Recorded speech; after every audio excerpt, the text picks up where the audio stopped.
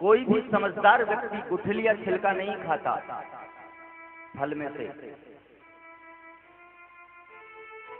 तो कहते हैं कि नहीं नहीं, और फलों में गुठली छिलका होता है, लेकिन इस फल में गुठली और छिलका नहीं है। अमृत द्रव संयुतम, इसमें तो अमृत है, एकदम रस भरा हुआ है, कहीं भी गुठली नहीं है, कहीं भी कोई छिलका नहीं है जिसे आप छोड़ दें।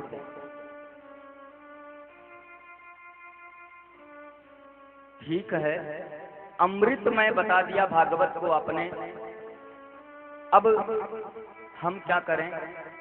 पीबत भागवतम रसमालयम, इस भागवत रूपी रस को पियो। अरे साहब कितनी बार पिए?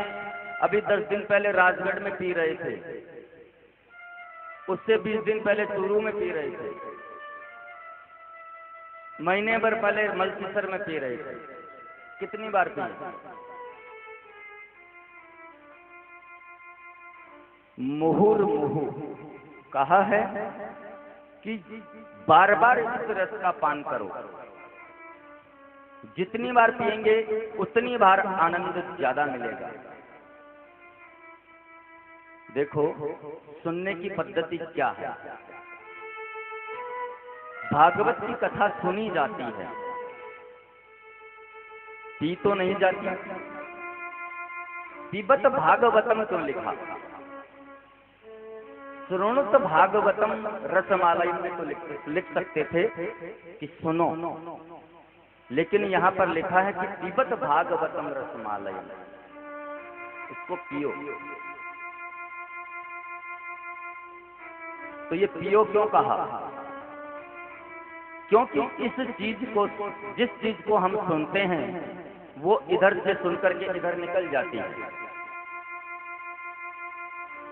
और यदि तन्मय होकर सुनेंगे और दिल में उतार लेंगे, उसे कहते हैं, दिल में उतार कर सुनने को कहते हैं पीना। उसे पीना बोलते हैं। एक स्वर्णकार था, जानते हैं ना, सोनी, एक स्वर्णकार था। उसने एक जैसी 2 मूर्ति बनाई। जैसे कोई संत तपस्या करते हैं, करते समय बैठते हैं, वैसी संत तपस्या में बैठे हैं, ऐसी आकृति की 2 पीतल की मूर्ति बनाई।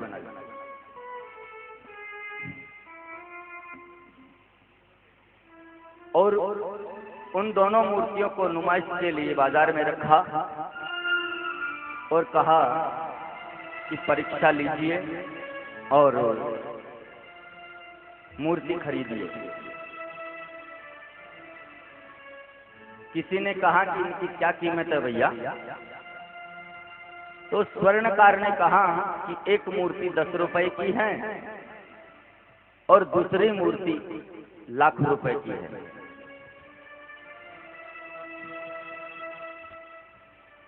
तो किसी ने कहा कि लाख रुपए वाली क्या मूर्ति सोने की है? बोला कि नहीं भाई, 1 तोला भी इसमें सोना नहीं है, लेकिन ये लाख रुपए की। तो लोगों ने कहा कि ऐसी क्या विशेषता है इस मूर्ति में? बोला कि जो इधर से सुनकर के इधर से निकाल दे उसे कहते हैं सोता या सरोता। जो सुनकर के जीवन में उतार ले वो है सच्चा श्रोता। जो भी आप यहाँ से ज्ञान प्राप्त करें, सुने, उसको अपने जीवन में उतारें। रामचरित जे सुनत अघाई, रस विशेष गाना दिन नाही। रामचरित जे सुनत अघाई, रस विशेष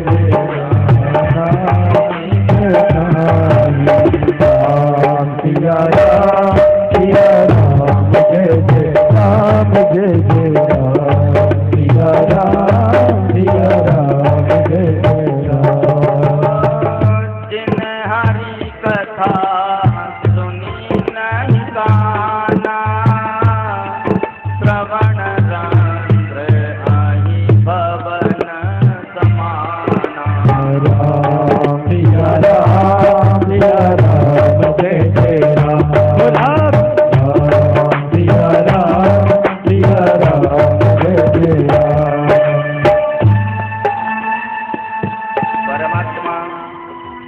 परमात्मा की कथा को सुनकर, परमात्मा की कथा को सुनकर के जो यह कह दे कि बहुत सुन लिया, क्या सुने रोज रोज, वही कोई न कोई महाराज होंगे, वही कथा है, वही भागवत है, उनके यहाँ सुनी थी, वहां सुनी थी, वहां सुनी थी, कितनी बार सुने। ऐसा जिसका भाव आता है वो कथा के तत्व को नहीं समझता, कथा की महिमा को नहीं समझ सकता। जितना सुनेंगे उतना सुख मिलेगा, इसलिए यहाँ कहा है कि मुहुर मुहुर मुहुरहो रसिका भुवि भावुका। मुहुर मुहुर, कथा के रस का पान करो, एक बार नहीं, 10 बार नहीं, 50 बार नहीं, हजारों बार सुनो। जितनी बार सुनेंगे उतना ही अच्छा लगेगा, उतना ही आनंद मिलेगा। बोलिए जय श्री कृष्ण। अब हम उसी प्रसंग पर चलते हैं। बड़ा सुंदर स्थान है नैमिषारण्य क्षेत्र, कल वाले स्थान पर, जहां संतों की मंडली के मध्य में आदरणीय श्री सूत जी विराजमान हैं। सूत जी से उन ऋषियों ने महात्म्य के बारे में श्रवण कर लिया था कल, और आज त्वया खलु पुराणानि सेतिहासानि चानघ आख्यातान्यपि अधीतानि धर्मशास्त्राणि अन्युत। सूत जी से श्री शौनकादिक ऋषि कहते हैं कि आप इतिहास के जानकार हो, पुराणों के ज्ञाता हो, इसलिए आपसे कुछ पूछने का मन होता है, कुछ जानकारी करने की इच्छा हो रही है। सूत जी ने कहा पूछिए। शौनक जी बोले आज आपसे हम 1 नहीं 2 नहीं 6 प्रश्न करना चाहते हैं। पहला प्रश्न हमारा यह है कि मानव के लिए परम धर्म क्या है, मनुष्य के लिए परम धर्म क्या है। परिक्रमा लगाना धर्म है, प्रातः काल 4 बजे उठ करके स्नान करना धर्म है, या करोड़ों की संपत्ति दान में दे देना परम धर्म है। आखिर धर्म की परिभाषा क्या है? मनुष्य के लिए सबसे बड़ा जो कर्तव्य रूपी धर्म है वो क्या है? हजारों संत बैठे हैं वहां पर, लेकिन प्रश्न कर रहे हैं केवल एक, सबकी ओर से। दूसरा प्रश्न ये है हमारा कि मंदिर में जब हम पूजा करने जाते हैं तो बड़ी विचित्र बात लगती है। कोई कहते हैं कि शंकर जी बड़े हैं, कोई कहते हैं कि हनुमान जी बड़े हैं, कोई कहते हैं कि दुर्गा जी बड़ी हैं, कोई कहते हैं कि भैरव बाबा ऊंचे हैं। कलयुग में ना जाने और कितने देवी देवता प्रकट होते रहते हैं रोजाना। तो हमारी समझ में नहीं आता कि हम किसे माने, किसकी पूजा करें, किसके प्रति हमारे मन को लगाएं, ये हमारी समझ में नहीं आता। क्या कभी कभी व्यक्ति के मन में भ्रम नहीं होता है? होता है ना। तीसरा प्रश्न हमारा ये है वेद में परमात्मा का नाम अजन्मा है। भगवान को वेद में कहते हैं अजन्मा, जो कभी जन्म नहीं ले। जिसका नाम अजन्मा है तो दशरथ जी के बेटा राम जी कैसे हुए? देवकी और वसुदेव के पुत्र श्री कृष्ण कैसे बने? चौथा प्रश्न हमारा यह है कि भगवान के अवतार कितने हैं? कोई कहता है कि 10 अवतार होते हैं, कोई कहता है कि 24 अवतार होते हैं भगवान के, और कोई कहता है कि हरि अनंत, हरि कथा अनंता। इसलिए उनके अवतार भी अनंत हैं। कितने अवतार हैं इसे कोई जानता नहीं है। प्रामाणिक रूप में कितने अवतार हुए हमें बताइए। पांचवा प्रश्न हमारा ये है, वक्ता वो श्रेष्ठ होता है जो बड़ी बात को भी छोटी बना करके कहे। वक्ता वो श्रेष्ठ नहीं जो छोटी बात को बड़ी बना करके कहे, जो बड़ी बात को भी सूक्ष्म रूप में गागर में सागर को भर करके कहे। क्योंकि संसार के लोगों के पास में समय नहीं है।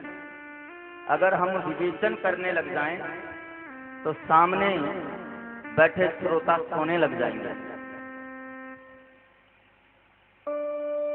फिर कथा का मतलब क्या हुआ? इसलिए संक्षिप्त में कहें, अतः साधोत्र यतसारम् समुद्धृत्य मनीषया। जो सार है वो हमें बताने की कृपा कीजिए। छठवां प्रश्न हमारा है कि भगवान जब अपनी लीला को करने के लिए धरती पर आए, श्री कृष्ण ने जब अवतार लिया तो गोविंद ने कहा कि हम पृथ्वी का भार उतारेंगे। और स्वयं भगवान कहते हैं गीता में कि धर्म संस्थापनार्थाय संभवामि युगे युगे। गीता में कहते हैं भगवान श्री कृष्ण कि मैं धर्म की स्थापना करने के लिए युग युग में अवतार लेता हूं। हम प्रभु की बात पर विश्वास करें कि भगवान धर्म की स्थापना करने के लिए अवतार लेते हैं। तो अपनी लीला समाप्त कर जब श्री कृष्ण चले गए तो धर्म तो अकेला पड़ गया होगा। धर्म किसकी शरण में गया? आप कृपया हमें स्पष्ट करके बताएं। ये हमारे 6 प्रश्न हैं। शौनकादिक ऋषियों के मन के प्रश्नों को सुनकर सूत जी बड़े गदगद हो गए। ऋषियों से बोले, आपने बड़े उत्तम प्रश्न किए हैं। आपके प्रश्नों के उत्तर देने से पहले मैं आचार्य सुखदेव जी को प्रणाम करता हूं। सुखदेव का जीवन इतना महत्वपूर्ण है ऋषियों, ऐसा चरित्र किसका होगा? सुखदेव जी जैसा चरित्र और किसी का नहीं हो सकता। 12 वर्ष तक सुखदेव ने मातृ गर्भ में वास किया। ऐसा विचित्र संत है आचार्य सुखदेव। गोलोक धाम में राधा रानी की गोद में क्रीड़ा करते हैं सुखदेव जी महाराज। तो किशोरी राधा ने कहा एक दिन सुखदेव जी से कि बेटा आप मृत्युलोक में जाओ और जन जन में भागवत धर्म का प्रचार प्रसार करो। सुखदेव जी ने कहा कि माता संसार में जाऊंगा तो मुझे माया पकड़ लेगी। उस माया ने मुझे पकड़ लिया तो जो 2-4 माला आपके नाम की जपता हूं वो भी छूट जाएगी। किशोरी राधा ने कहा, नहीं बेटा, मैं आपको वचन देती हूं, आप पर माया का असर नहीं होगा। वही आदरणीय पूज्य सुखदेव जी जो तोता के रूप में गोलोक धाम में किशोरी राधा जी की गोद में क्रीड़ा करते हैं, मृत्यु लोक में आए और कैलाश पर्वत के ऊपर एक पक्षिणी के गर्भ से उन्होंने जन्म ले लिया। अंडे के रूप में प्रकट हो गए। अभी उस अंडे में जीव प्रादुर्भूत नहीं है, जीव नहीं है उसमें।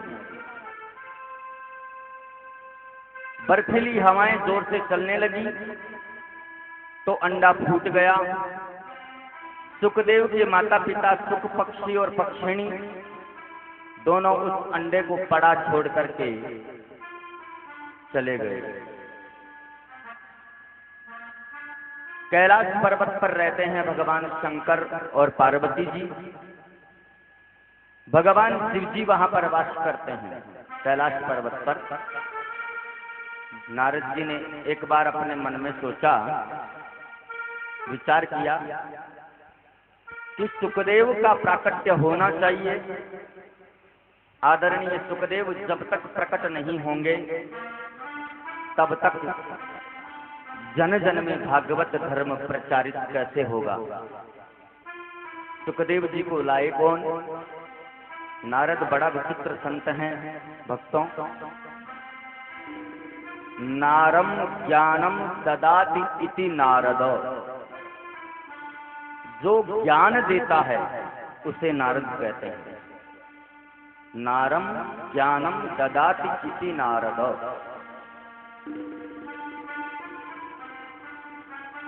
या नारम अज्ञानम दियति खंडयति इति नारद,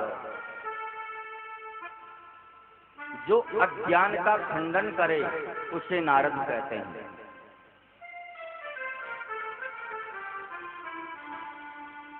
या नारद, जिसकी कोई बात रद्द नहीं करे उसे नारद कहते हैं।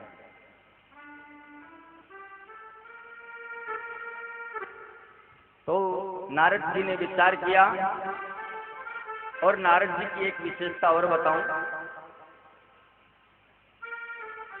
कि जिसे भी नारद मिल गए, नारद जी मिल गए, उसको वैकुंठ अवश्य मिला। जिसके गले में नारद जी ने कंठी बांध दी, जिसको नारद जी ने गुरु मंत्र दे दिया, उसे वैकुंठ मिलेगा, उसे भगवान के दर्शन अवश्य होंगे। नारद का एक और स्वभाव बताऊं, उनका स्वभाव क्या है? जिस घर में कभी झगड़ा नहीं होता हो, वहां अगर नारद जी का पदार्पण हो जाए तो वहां शांति रह ही नहीं सकती, वहां झगड़े की शुरुआत हो जाती है। और जहां पर रोज झगड़ा होता हो, क्लेश होता हो, वहां पर नारद जी आ जाएं तो हमेशा के लिए झगड़ा बंद हो जाता है।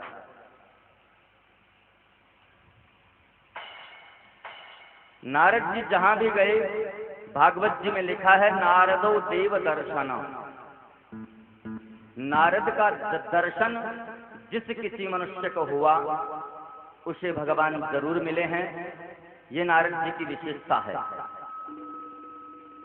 नारद जी ने सोचा कि लक्ष्मी नारायण में तो मैं झगड़ा करा ही चुका हूं, मेरे कारण ब्रह्मा और उनकी पत्नी में भी विवाद हो चुका है, लेकिन शिव पार्वती में कभी विवाद नहीं हुआ। क्यों ना मैं इन दोनों के बीच में भी झगड़ा करा के आऊं।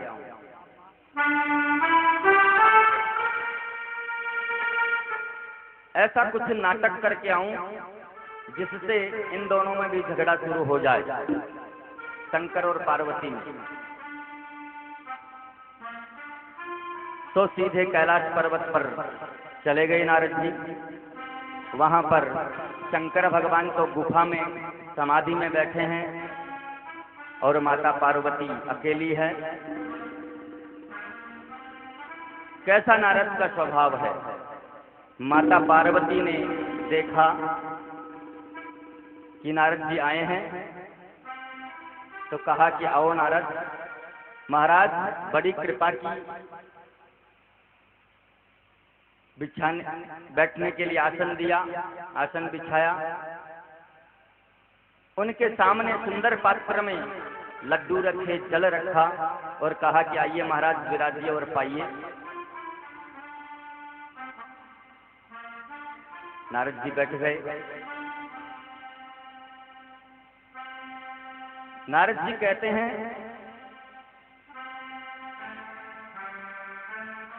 कि माता, आपने बड़ा स्वागत किया मेरा। नारद जी कहते हैं कि आजकल माता जी हमने कहीं आना जाना बंद कर रखा है, कहीं पर आते जाते नहीं है, आपके यहीं आए हैं। माता पार्वती कहती है कि क्यों बंद कर रखा है और जगह आना जाना। नारद जी बोले, माता संसार में कभी किसी के घर में नहीं जाता हूं, आजकल एकदम बंद कर रखा है। पार्वती बोली, क्यों? नारद जी बोले कि क्या बताऊं माता, इन संसार के लोगों में प्रेम बनावटी हो गया है। सुर नर मुनि सब की यह रीति, स्वार्थ की यह रीति, स्वार्थ लाभ करनी सब प्रीति। सिया राम जय जय राम, राम सिया राम ओ सुर नर मुनि सब की यह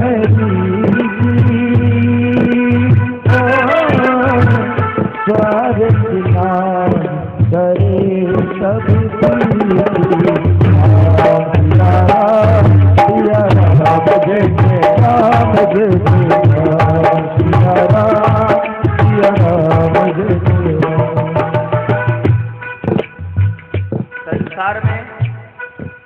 संसार में लोगों का प्रेम सच्चा नहीं रहा, सब बनावटी हो गया। इसलिए कहीं भी आना जाना बंद कर रखा है।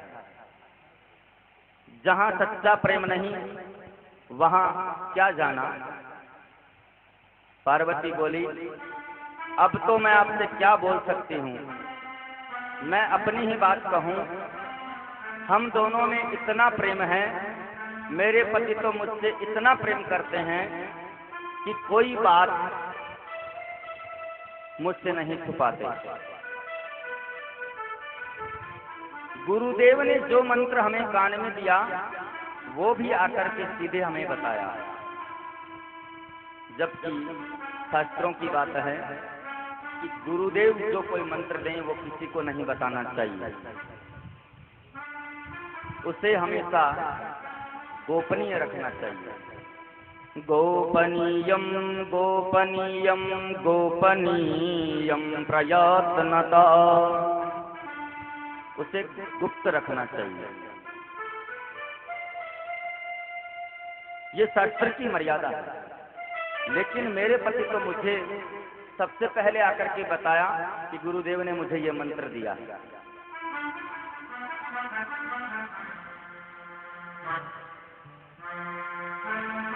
और जब समाधि लगा करके बैठते हैं और जिस भी देवता का दर्शन करते हैं तो वो मुझे आकर के बताते हैं कि आज मैंने राम जी का दर्शन किया, आज मुझे कुछ झांकी का दर्शन हुआ, आज मुझे श्री कृष्ण के दर्शन हुए, सब मुझे आकर के बताते हैं।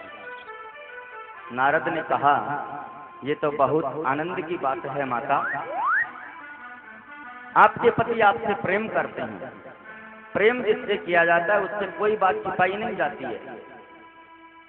भगवान करे आपका प्रेम बढ़ता रहे। तब तो आपके पति ने आपको ये भी बताया होगा माता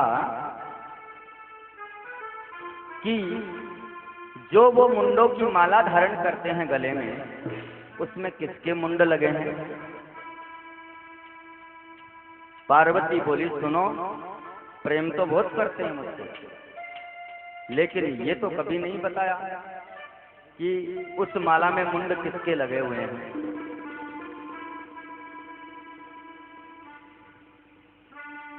नारद जी बोले, तो क्या खाक प्रेम करते हैं आपसे? आपसे ये बात नहीं बताई कि मुंड माला में मुंड किसके लगे हैं? खैर जाने दीजिए, हम तो चलते हैं, जाते हैं। इतना ही काफी था झगड़ा कराने के लिए। भगवान शंकर के यहां से चले गए नारद जी। पार्वती ने कहा, हे भगवान, जिनको मैंने परमेश्वर माना, जिनको मैं अपना सब कुछ मानती हूँ, जिनका मैंने इतना सम्मान किया, उन्होंने मुझसे ऐसी बात छुपाई। पार्वती जी ने अपने वस्त्र उतार करके मलिन वस्त्र धारण कर लिए, आभूषण उतार करके फेंक दिए और कोप भवन में चली गई। पुराने जमाने में जब मकान बनवाते थे ना, तो उसमें एक अलग से कमरा होता था, स्त्रियों के रूठने का कमरा। उसके बाहर लिखा होता था कोप भवन। उसमें चली गई तो मानो रूठ गई। फिर बड़े मान मनोहार से मनाया जाता था। अब पार्वती जी भी कोप भवन में चली गई। शंकर जी ने देखा कि मेरे आश्रम से नारद जी निकल करके जा रहे हैं, और जाते जाते शंकर जी से कह गए कि बाबा जल्दी पधारना आश्रम में, माता जी याद कर रही है। शंकर जी ने सोचा कि आप पधार करके आए हैं वहां पर, तो जरूर याद करती होगी, और जहां आपके चरण पड़ जाएं वहां तो कल्याण ही कल्याण है। शिव ने कहा, क्या बात है देवी, आप इतनी उदास क्यों हैं? पार्वती जी ने कहा, रहने दीजिए, हमसे बात मत करिए, आप अंदर से भी काले और बाहर से भी काले। शिव ने कहा, अंदर का काला तो वो होता है जिसके हृदय में कपट हो। जो कपट करता है वो अंदर से काला होता है। हमने क्या कपट किया है आपसे? हमने जीवन में कभी आपसे कपट नहीं किया, और आप मुझे कपटी बोलती हैं। पार्वती ने कहा, 24 घंटे मुंडों की माला पहनते हैं आप, उसमें किसके मुंड लगे हैं आपने कभी मुझे ये बताया? शिव जी ने कहा, देवी आपने मुझे कभी अवसर ही नहीं दिया बताने को, लेकिन मैं आपसे कितना प्रेम करता हूं, अगर इसका वास्तविक कोई प्रमाण है तो वो ये मुंडों की माला है। मैं आपसे कितना प्रेम करता हूं, अगर इसका कोई प्रमाण है तो ये मुंडों की माला ही इसका प्रमाण है। जब जब आपने अपने जीवन में लीला की सिद्धि के लिए परिवर्तन किया, आप वैसे तो जगदम्बा हैं, पराम्बा हैं, लेकिन लीला सिद्धि के लिए जब जब आपने अपने जीवन में परिवर्तन किया, चरित्र में परिवर्तन किया, तुम्हारी याद मुझे बनी रहे, इतनी बार तुमने अपनी देह का त्याग किया है, ये तुम्हारे ही सिर इस माला में लगे हुए हैं ताकि मुझे तुम्हारी याद बनी रहे।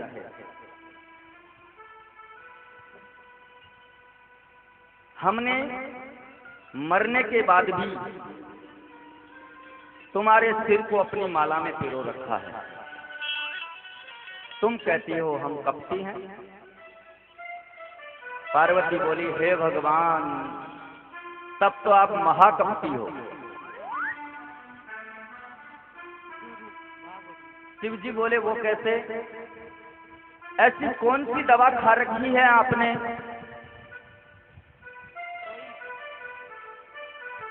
जो आप तो कभी मरते नहीं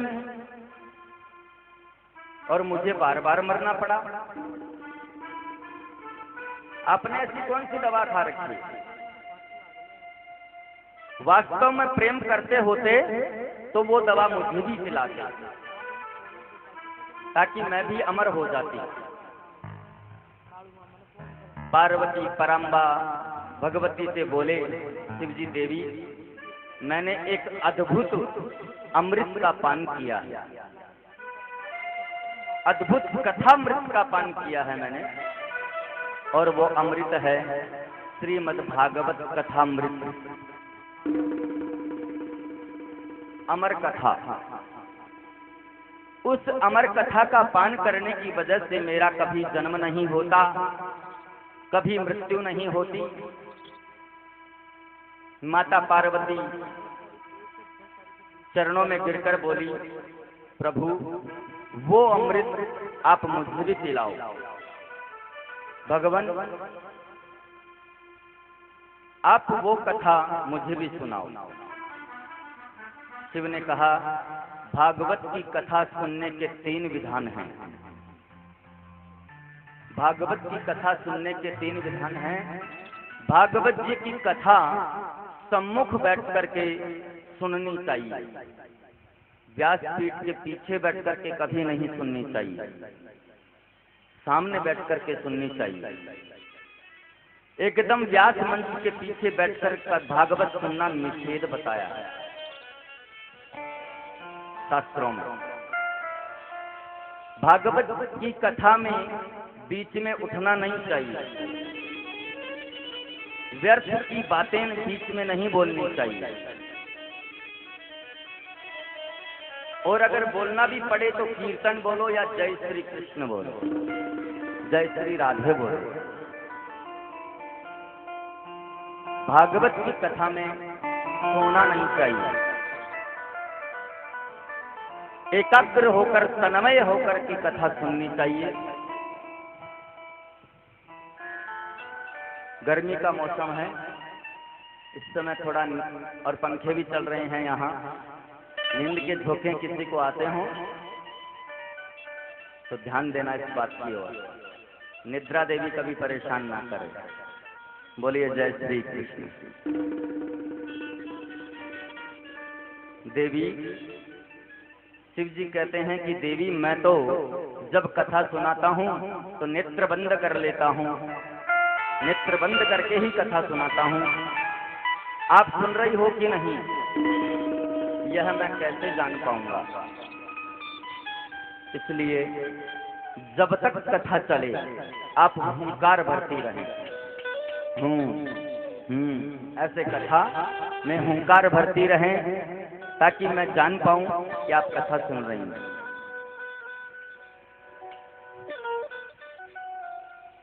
हुंकार का मतलब होता है हाँ जी, हाँ जी। माता पार्वती बोली, ठीक है।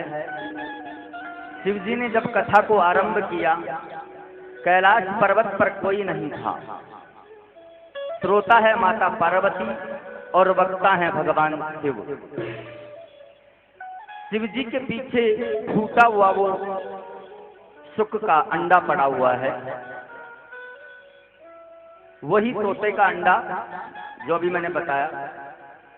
भगवान भोलेनाथ भागवत सुनाने लगे माता पार्वती को। माता पार्वती हुंकार करके हुंकार भर करके सुन रही है। लेकिन पहले दिन की कथा का जैसे ही विश्राम हुआ, पीछे पड़ा तोते का अंडा साबुत हो गया। उस अंडे में जीव का प्रादुर्भाव हो गया, जीव आ गया उस अंडे में। दूसरे दिन की कथा के प्रभाव से अंडा फूट गया, उसमें से सुंदर सा पक्षी निकला। पड़ा हुआ पक्षी तीसरे दिन की कथा को सुन रहा है। पड़ा हुआ पक्षी तीसरे दिन की कथा को सुन रहा है और गदगद हो रहा है। अमृत वचन है ना भागवत में। तो भागवत में चौथे दिन तो रसगुल्ले की कथा है, लेकिन हमारे यहाँ 5वें दिन मनाएंगे हम रसगुल्ले की कथा, श्री कृष्ण कथा, श्री कृष्ण जन्मोत्सव हम 5वें दिन मनाएंगे। उसको सुनकर के पक्षी गदगद हो गया। माता पार्वती ध्यान लगाए बैठी हैं। शिव जी ने माता पार्वती जी को कथा सुनाई। वो मेरी आपकी तरह नहीं सुनाई थी कि 3 घंटे 4 घंटे बैठते हैं, उसमें भी पैर कभी सीधे कर लिए, कभी पैर व्यास जी की तरफ कर दिए, व्यासपीठ की ओर, कभी पैर खड़ा कर लिया, कभी कंबे का सहारा ले लिया। ऐसे नहीं सुनाई थी। वो कथा तो एक आसन से सुनाई थी। 7 दिन तक अविश्राम गति से कथा चलती रही। ऐसे ही कथा चल रही है। माता पार्वती को श्री कृष्ण की कथा सुना रहे हैं शिव जी, और पक्षी बड़े प्रेम से सुन रहा है।